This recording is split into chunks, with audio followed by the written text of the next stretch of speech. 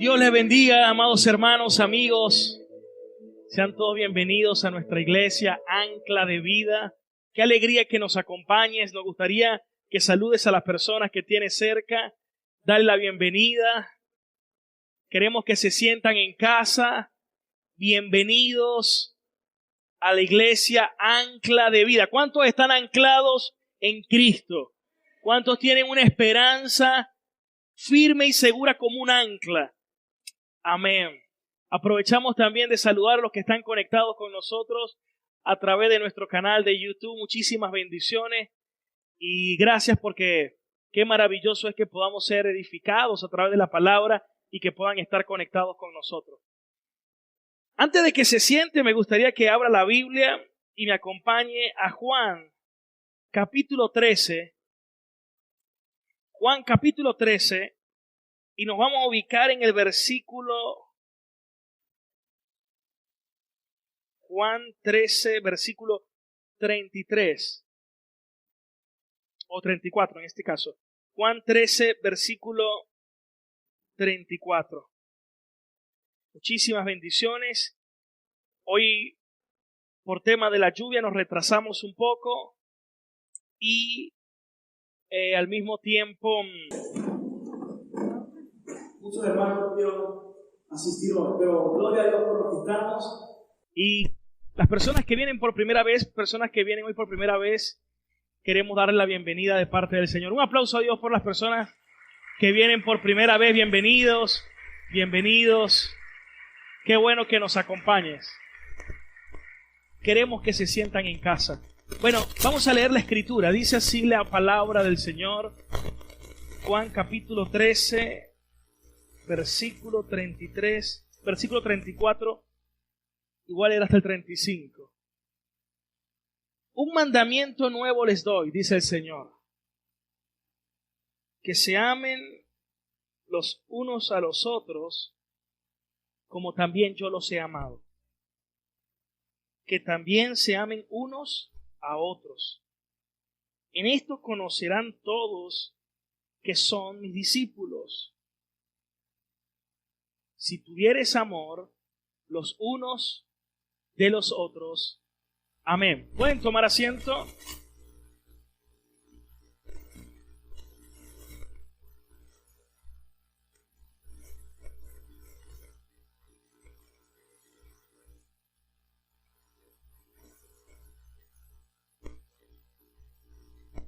Amén.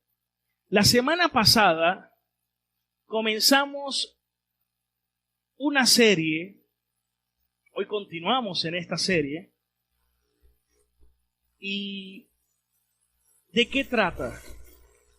Precisamente del versículo que acabamos de leer. Se llama la serie Los unos a los otros. ¿Sabías tú que en el Nuevo Testamento la frase unos a otros aparece 59 veces? 59 veces. Definitivamente, la iglesia de nuestro Señor Jesucristo es la iglesia de los unos a los otros. El Señor dijo, ámense los unos a los otros, pero también tengan paz los unos a los otros, lávense los pies los unos a los otros, exhórtense, sopórtense los unos a los otros, hónrense los unos a los otros. Esa es una frase que vamos a conseguir reiteradamente a lo largo de todo el Nuevo Testamento. Ahora bien, estaba meditando para el tema de hoy, estaba pensando en algo que un psicólogo dijo en una ocasión, cuando preguntó acerca de lo que son las cargas que muchas veces nosotros podemos tener. Y él dijo algo bien interesante. ¿Cuánto pesa una carga? Y pudiésemos comenzar con el ejemplo práctico que me trae aquí mi queridísima hermana, con una taza. ¿Cuánto pesa una taza? Como esta, a lo mejor.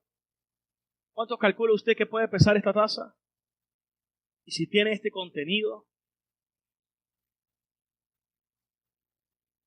algunos gramos.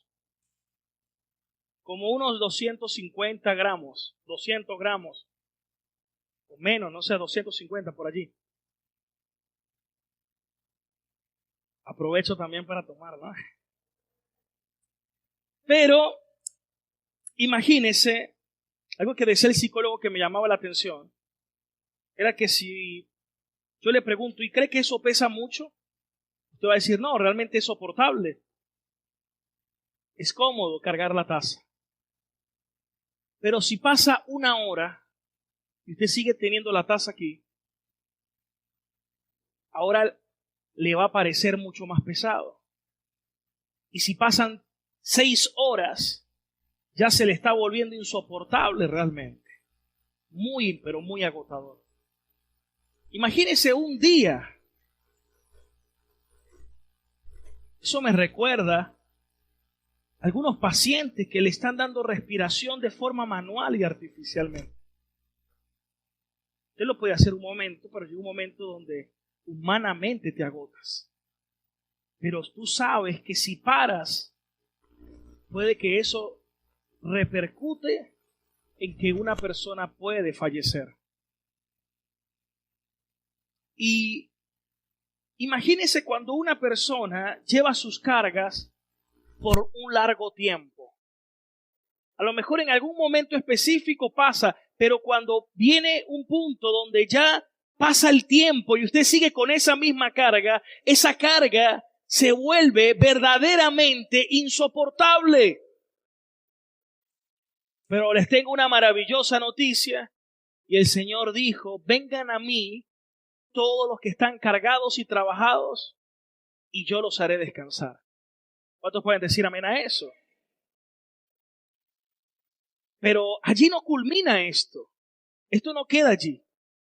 Yo debo comprender lo que es el Evangelio. ¿Y sabe qué dice el Evangelio? Que debemos amarnos los unos a los otros. ¿Sabe qué nos dice el Evangelio? Que debemos soportarnos los unos a los otros. ¿Sabes qué nos dice el Evangelio? Que tenemos que ayudarnos a llevar las cargas los unos a los otros.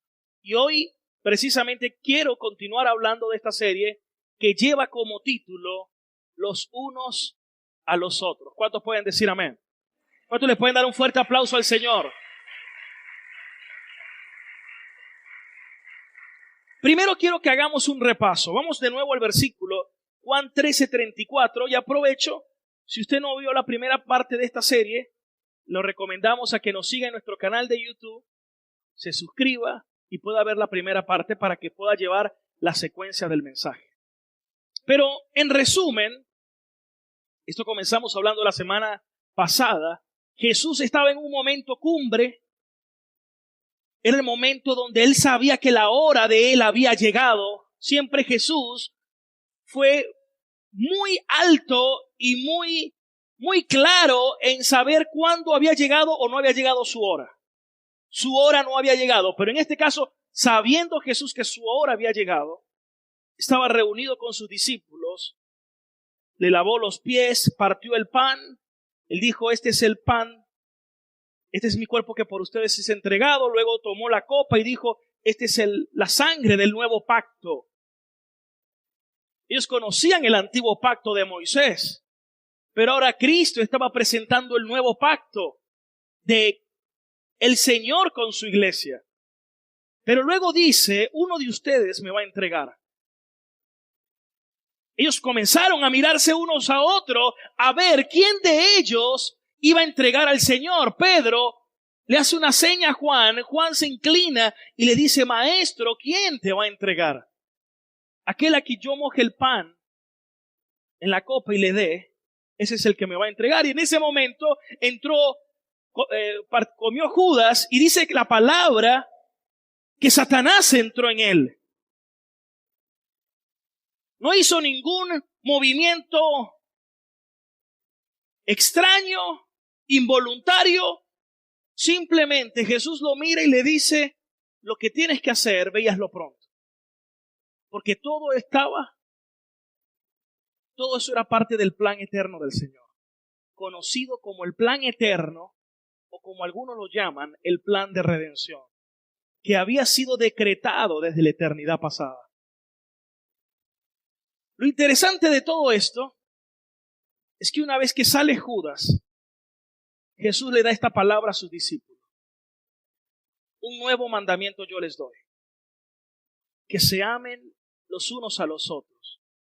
Hasta ese momento, los discípulos podían estar contrariados, porque ellos decían, pero ¿por qué es un nuevo mandamiento? Deuteronomio 6:5, ya ellos sabían que tú debes amar a Dios con toda tu alma, con todo tu corazón, con toda tu mente y con toda tu fuerza. También conocían Levítico 19:18, donde dice, y amarás a tu prójimo como a ti mismo. Pero ¿qué era lo nuevo? ¿Qué es lo nuevo de este mandamiento? A simple vista, usted lee ese versículo y se ve bonito, se ve lindo. ¿Quién no le va a gustar que escuchar o leer, ámense los unos a los otros? Pero cuando Jesús dijo nuevo, era bastante nuevo. Porque Jesús dijo,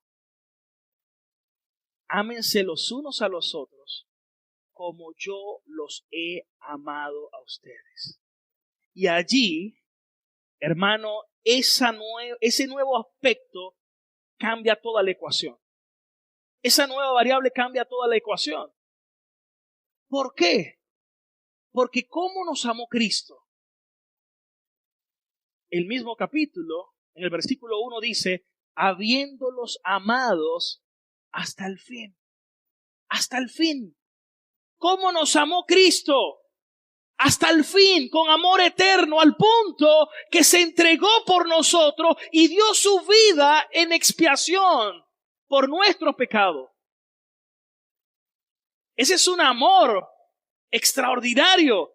Ahora el Señor nos está diciendo a través de su palabra que debemos amarnos los unos a los otros como Él nos amó. Usted dice, bueno, pastor, pero ¿qué quiere decir con eso? Se lo voy a decir un poquito más claro. Lo comentaba la semana pasada. Levanten la mano los que están casados o felizmente casados. ¿Felizmente casados? Ok. Algunos no saben si más o menos feliz. No, si están feliz casados en el Señor. Amén. Ahora, tómese, si está con su pareja, tómese de la mano con su esposa. Tómese de la mano y dígale, mi amor, te amo. A ver, dígaselo, dile, mi amor, te amo. Y quiero amarte de la misma manera como Cristo me amó. Al punto de entregarme por ti y dar mi vida por ti. Algunos dicen, esto se está poniendo un poco fuerte. No, eso no es nada. Todos tenemos una suegra. Solo Adán no tuvo, porque en ese tiempo no, todo era perfecto. Nacha, no broma. Imagínese.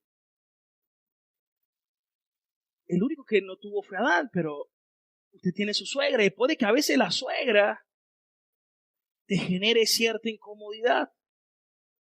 Y el Señor te dice, ámala como de la misma manera como Cristo te ha amado. Esto comenzó como que a cualquiera a que te explota la cabeza.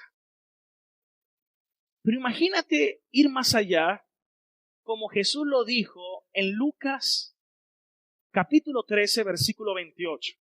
Quiero que preste mucha atención a lo que dice Lucas 13, 28. Perdón, me equivoqué de texto. Ya le digo la cita. Es Lucas 6, 27. Perdón, desde el 27. Dice, pero ustedes, los que oyen, les digo, amen a sus enemigos y hagan bien a los que les aborrecen. Y el Señor comenta este mismo texto en Mateo cuando dice, Porque qué extraordinario tiene esto si hasta los publicanos y los pecadores aman a quienes los aman. Eso es normal. Cualquier religión es así. Cada quien ama a quien le ama. Pero aquí el Señor nos da un axioma completamente diferente porque nos está diciendo, ama al que te aborrece. Ama a tu enemigo. Para un judío, amar al judío era un mandamiento, pero que ahora le dijeran, tienes que amar al romano, tienes que amar al gentil. Eso era algo que se salía de su mentalidad. El judío miraba al gentil de una forma abominable. Y ahora le estaba diciendo el Señor, ámenlos. Amen a sus enemigos. Ama a aquella persona que te persigue, que te busca hacer el mal, que te ataca. Yo sé que yo estoy explicándoles esto y algunos están como que cayendo más en cuenta y dicen por dentro, bueno, eso parece una locura. Y realmente de una u otra forma es una locura en nuestra propia fuerza. Es más, es una locura en nuestra humanidad. En nuestra humanidad es imposible. Es como cuando predicaba el domingo. Hice una pregunta el domingo pasado. Dije lo siguiente. Levanten la mano todos aquellos, sinceramente,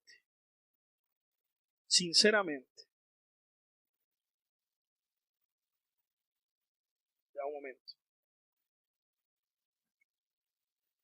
Levanten la mano todos aquellos que sinceramente han matado a alguien.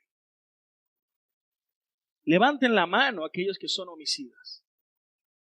Y al principio todos me miraron así como que a ver quién levantaba la mano. Y yo ese día el primero que levanté la mano fui yo. Y la gente quedó más perpleja todavía, se le brotaron los ojos. Igual que pregunto, levanten la mano hoy quienes son homicidas. Porque primera de Juan capítulo 3 versículo 15. Primera de Juan capítulo 3 versículo 15. El Señor dijo, todo aquel que aborrece a su hermano es homicida. Y saben, ese fue el gran discurso que Jesús dijo cuando predicó el sermón del monte, las bienaventuranzas.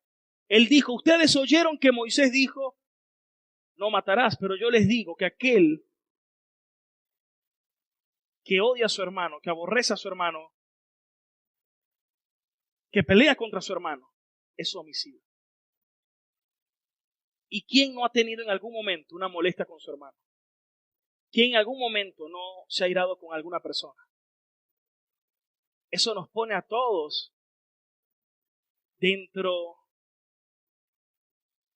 nos mete a todos dentro de esta misma bolsa de pecado. Entonces, aquí viene la pregunta, volvamos a Lucas, ¿cómo puedo entonces amar a mi enemigo? Hermanos, humanamente es imposible. La única forma para poder hacerlo es a través de la gracia del Señor. Estamos en Lucas, ¿cuál era el texto? Lucas 6, 27, 28, ahí está. Muy bien. La única forma es a través de la gracia del Señor. Es cuando una persona experimenta lo que la Biblia llama el nuevo nacimiento. Porque primera de Juan dice que aquel que no ama a su hermano es porque no ha nacido de nuevo. ¿Te acuerdas cuando Jesús le dijo a Nicodemo, Nicodemo, de cierto te digo que si no naces de nuevo, no puedes entrar en el reino de Dios? ¿Y qué es el nacer de nuevo? Es cuando por la obra del Espíritu Santo una persona verdaderamente pone su confianza en nuestro Señor Jesucristo y esa persona recibe el sello del Espíritu Santo y ahora viene el Espíritu Santo a habitar en esa persona. En eso consiste el nuevo pacto. Jesús, eso fue lo que les quiso decir a los discípulos. ¿Y en qué era el nuevo pacto? Que Dios iba a cambiar el corazón de piedra del ser humano por uno de carne, que Dios iba a escribir su ley en nuestro corazón y que nos iba a dar su espíritu para que podamos amar. Por eso el fruto, bueno, denle un aplauso fuerte al Señor.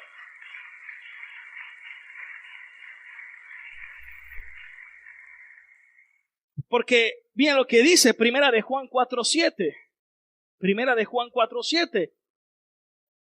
Por eso Pablo, aquí lo dice el apóstol Juan, dice, amémonos unos a otros. Estamos en la serie, los unos a los otros. Amémonos unos a otros, porque el amor, ¿qué dice allí? Dígalo fuerte, el amor. Y todo aquel que ama es nacido de Dios. Solamente los que han nacido de Dios son los que pueden amar verdaderamente. Porque el amor de Dios ha sido derramado en nuestros corazones. Es por el amor de Dios que tú puedes amar a tu prójimo como a ti mismo. Perdonar al que te ha hecho daño. Amarlo. Bendecir al que te calumnia y al que te maldice. Ese es por obra del Señor. Ahora, usted puede, si usted no ha conocido a Dios todavía, es un síntoma de esa es la sintomatología de una persona que no ha nacido de nuevo cuando le cuesta perdonar, por ejemplo, cuando tiene resentimiento y rencor fuerte. Si alguien dice, pastor, pero ¿y si realmente la persona en algún momento ha manifestado el fruto del Espíritu? Yo creo que se ha nacido de nuevo, entonces anda muy en la carne. Y por eso la Biblia nos exhorta continuamente a vivir llenos del Espíritu Santo. Y vivir lleno del Espíritu Santo no tiene que ver como muchas veces hoy en día nos han dicho, no, lleno del Espíritu Santo es que te caíste simplemente.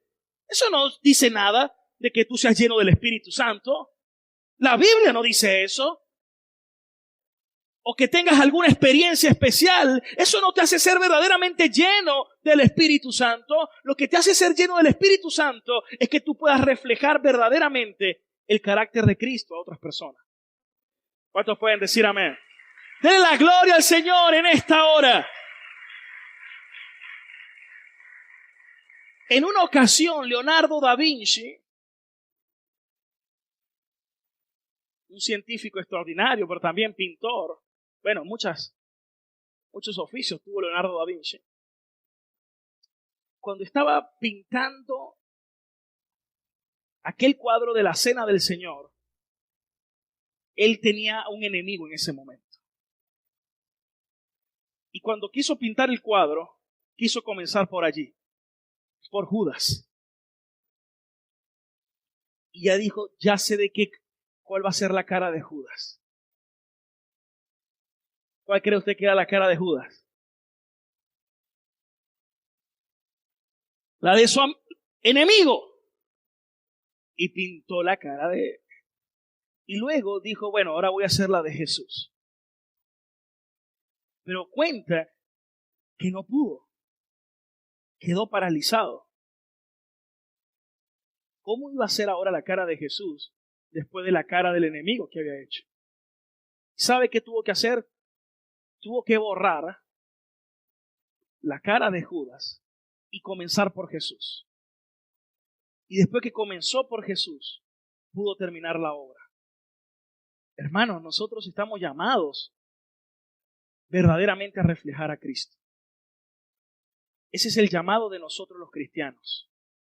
Y ser cristiano es que yo pueda reflejar a Cristo en mi vida. Y como iglesia, ese es nuestro llamado. ¿Tú te has preguntado qué es ser parte de una iglesia?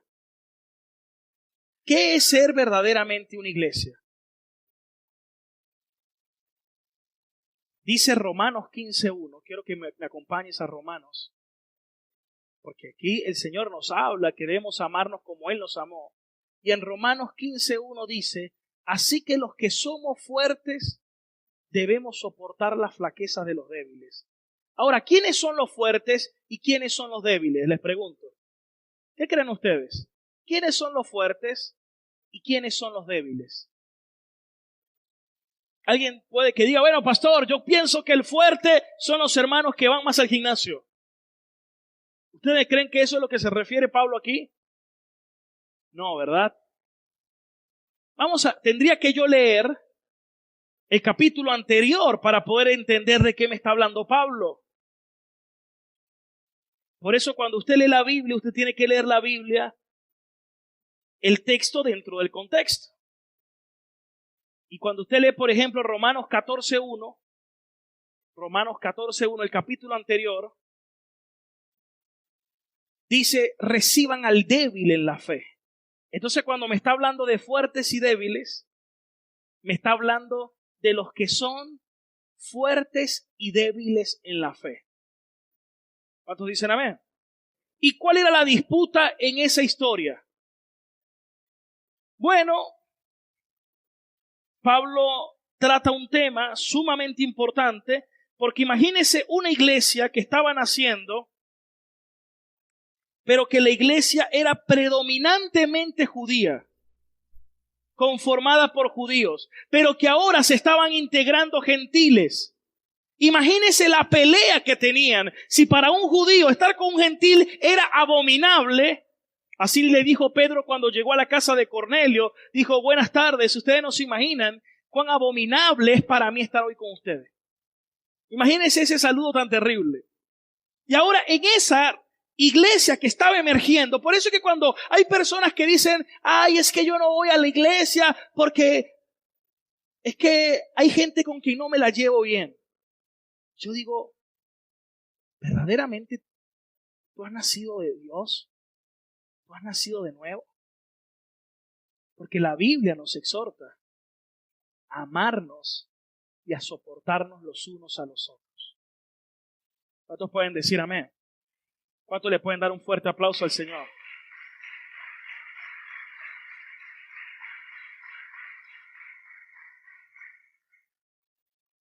Miren lo que dice el versículo 2 de Romanos 14. Porque uno cree que se debe comer de todo. El gentil decía, yo puedo comer de todo. Pero el judío decía, no, yo no voy a comer cochino, yo no voy a comer conejo, yo no voy a comer esto, yo no voy a comer aquello. Entonces se sentaba el gentil a comer y no le importaba que el judío estaba al lado. ¿Y cómo veía el judío esa situación? Y eso nos debe decir algo. Si lo que yo voy a hacer va a hacer pecar a otro, yo me debo abstener por amor. Yo no voy a hacer algo en el amor de Cristo, en el amor de Dios, que te conlleve a ti a pecar. Debo aprender a amar de una forma sacrificial. Esto es todo lo contrario a ensimismarnos.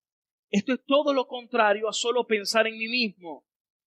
Cuando uno está soltero y está conquistando a la muchacha, ¿cómo la conquista? Con detalles, con flores, con noticas de amor.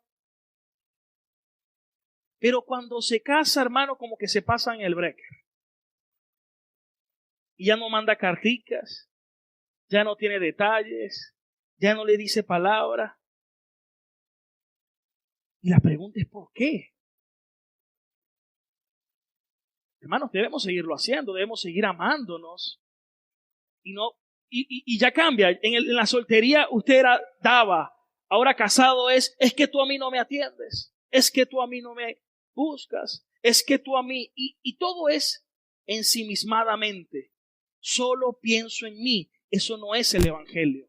El Evangelio es que yo amo tal como Cristo me amó. Él me amó sin yo haberle amado primero. Él me amó primero. El apóstol Juan dijo, en esto consiste el amor, que Él nos amó primero. Y por eso nosotros le amamos. Porque Él nos amó primero. ¿Cuántos pueden decir amén? Gloria a Dios. Entonces había una pelea, igual que tiene lo que dice el versículo 3. Otros dicen que todos los días, el que come no menosprecia al que no come, y el que no come no juzgue al que come. Esto se llama la tiranía del fuerte de la fe y la tiranía del débil en la fe. ¿Cómo es eso? El tirano del fuerte de la fe, es que ustedes son muy religiosos. Mira cómo usa falda. Mira cómo no te maquillas. Mira cómo tienes las piernas peludas.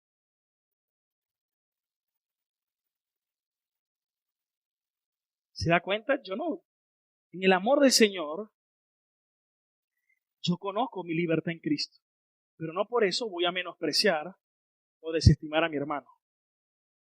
Esa será la tiranía del hermano mayor. Ahora, ¿cómo es la tiranía del hermano menor? Yo soy más espiritual que tú porque yo sí tengo la pierna peluda. Yo sí soy más espiritual que tú porque yo hago esto, porque yo hago aquello. Y nos volvemos legalistas y religiosos. Y yo me siento ahora más espiritual que el otro. Hermanos, en Cristo, el centro es Él. Yo soy tan pecador como usted. El único perfecto es el Señor. Y camino hacia la perfección. ¿Por qué?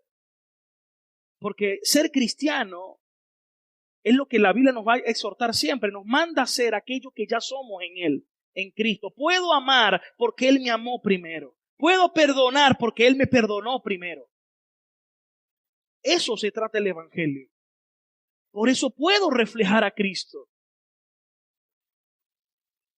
Entonces cuando dije, ¿somos homicidas? Sí, soy homicida, pero un homicida redimido.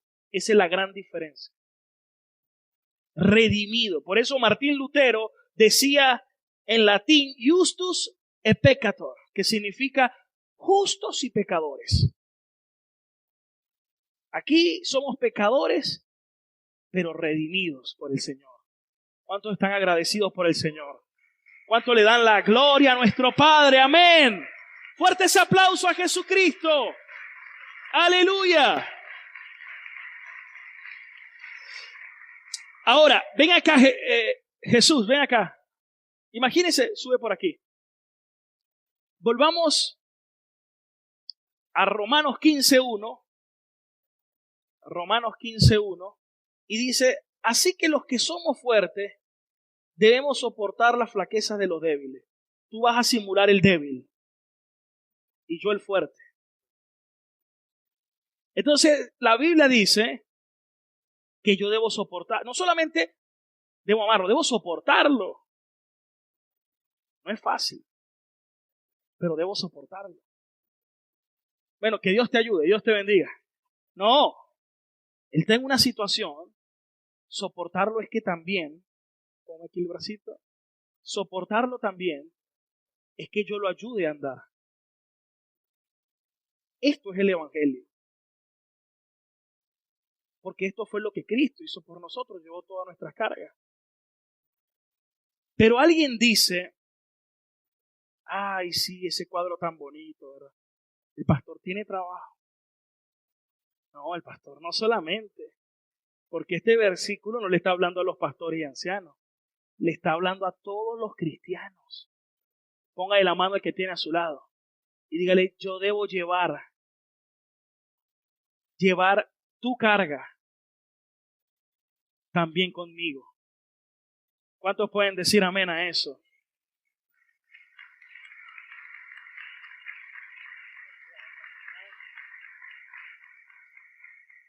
Yo debo llevar la carga de mi hermano. Dice, así que los que somos fuertes sabemos soportar las flaquezas de los débiles y no agradarnos a nosotros mismos. Versículo 2.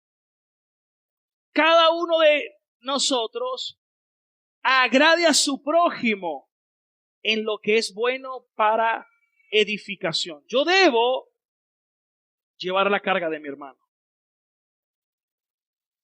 Es decir, ser iglesia no es solamente que yo vaya los domingos para quietar mi conciencia. Ser iglesia es que yo también, entré cuando el pastor empezó a predicar y antes de que dijera amén ya yo había salido. Se pierden la ofrenda, no sé por qué, se pierde la adoración. Y usted no solamente debe entrar y salir, usted debe compartir con otros hermanos de la fe. ¿Cuáles son sus cargas, sus luchas, sus problemas? ¿Se acuerdan de la taza? Yo debo ayudarle a llevar esa carga que él tiene. Ese es el trabajo y el mandato que el Señor nos ha dicho. Sopórtense los unos a los otros. Lleven las cargas los unos a los otros. Yo debo orar por él, animarlo cuando está desanimado, exhortarlo. Porque algunos son hermanos diplomáticamente hablando, como los políticos. Ahí está la foto. Después de la foto. No.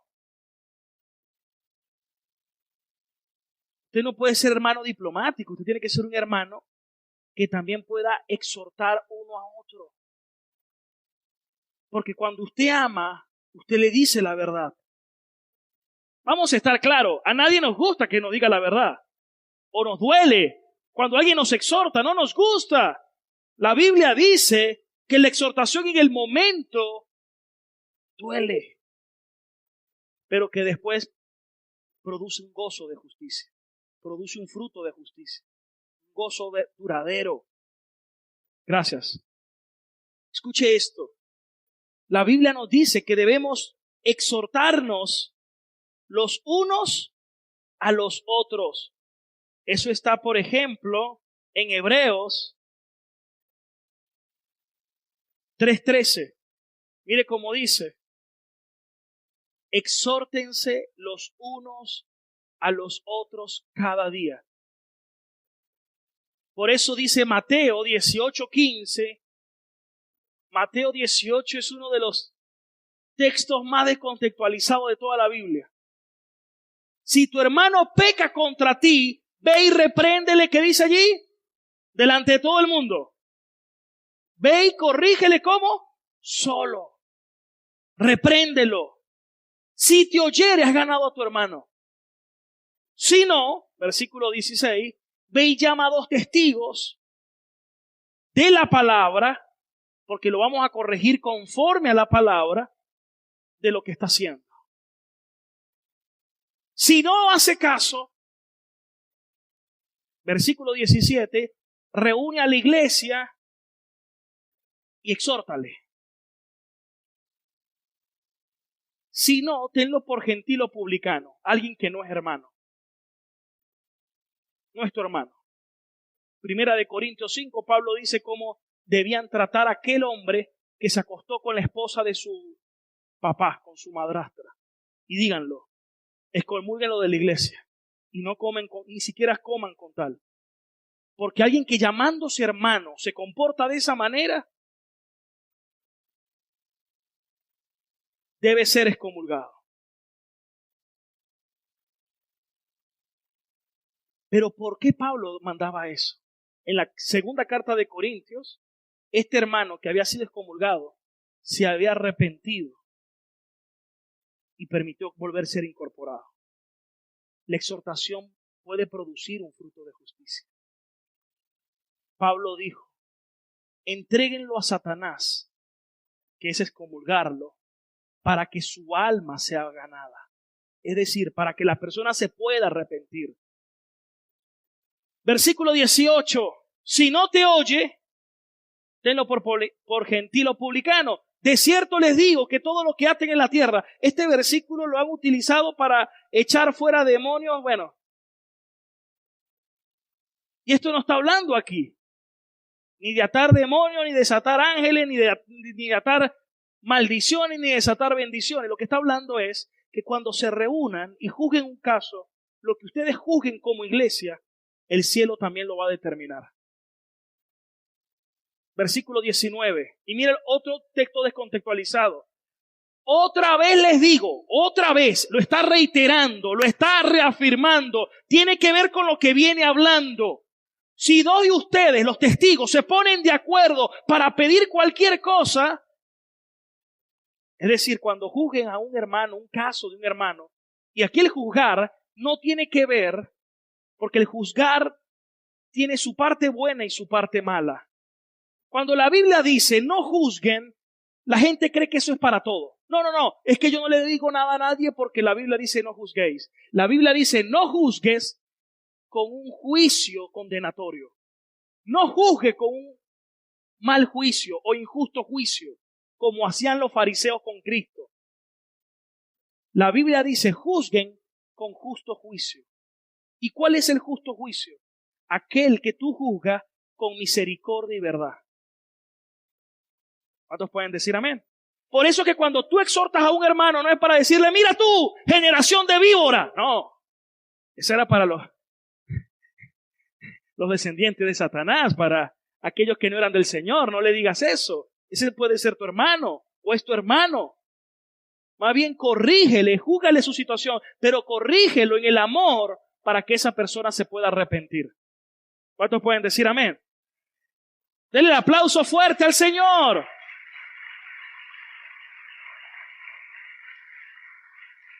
Por eso, Pablo dice, sopórtense unos a otros, exhórtense unos a otros. Pero hasta ahí queda, no. Santiago, capítulo 5, verso 16, dice, confiésense los unos a los otros.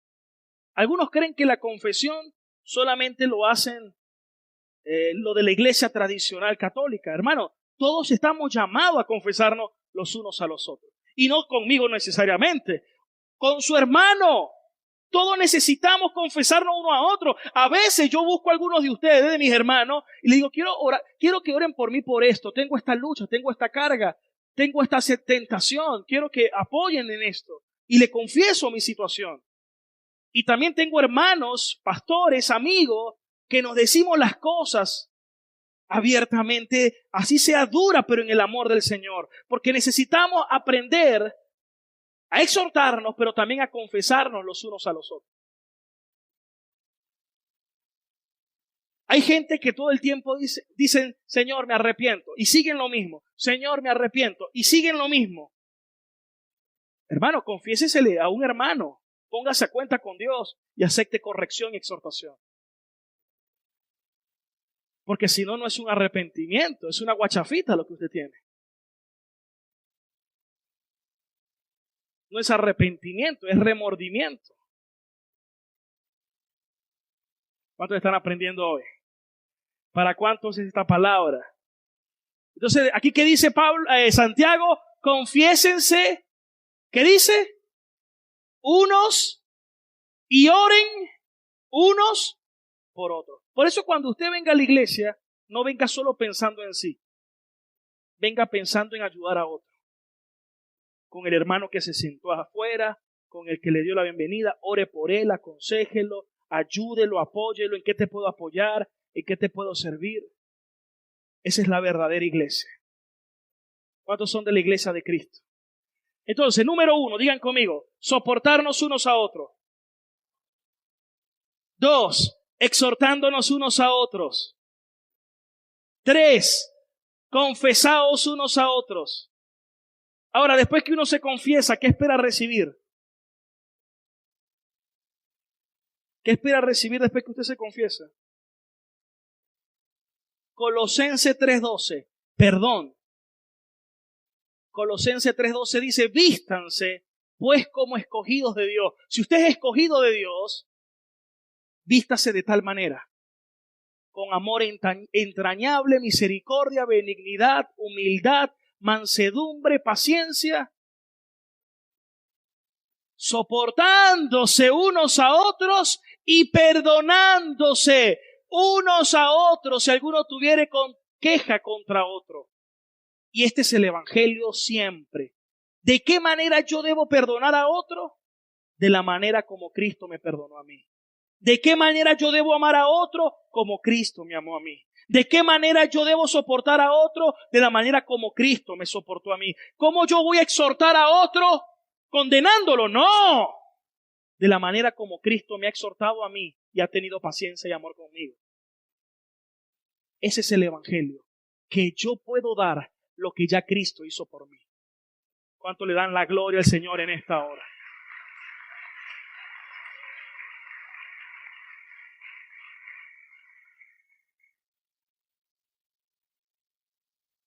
Y por último, Romanos 15, 7. Después que usted lo perdonó, ¿qué va a hacer? Recibirlo. Recíbanse los unos a los otros. ¿Qué es recibir? Acéptelo, acójalo, apóyelo, ayúdelo, ámelo. Hermanos, esto es el evangelio. Y esto es fundamental para nosotros. Las relaciones son fundamentales en Cristo. ¿Cómo estás en tus relaciones? Las relaciones dicen mucho acerca de nosotros. Las relaciones hablan mucho de nuestra fe.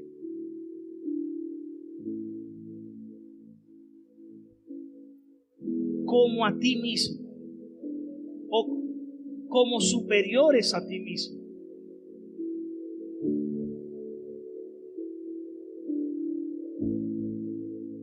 Hay un principio que yo lo llamo el principio del lente. Quienes somos determina cómo vemos a los demás. Si tú estás en Cristo, tú vas a tener los lentes de la misericordia. Y no vas a querer matar la mosca en la cabeza de otra persona con un martillo. Imagínate matar una mosca en la cabeza de otro con un martillo. ¿Cómo sería eso? Bueno, maté la mosca, pero mataste a una persona, ¿no? ¿Y cuántas veces tratamos a los demás de una forma desproporcionada? Diciendo esto es justo. No es justo, es tu justicia, no la justicia de Cristo. Porque en la justicia de Cristo se manifiesta también la misericordia. Y vivimos heridos, como cuando a alguien se le incrusta una astilla y pasan los días y se infectó y te afecta todo el dedo, te tocan el dedo, oye, pero si eres exagerado, es que tengo infectado esto por una astilla. Solo que hay personas que en vez de tener una astilla en el dedo, la tienen en el alma y viven así heridos, maltratando, hiriendo a otros. Pero nosotros que tenemos a Cristo y que podemos vivir llenos del Señor, podemos manifestar ese amor. Amarnos los unos a los otros como Él nos ha amado.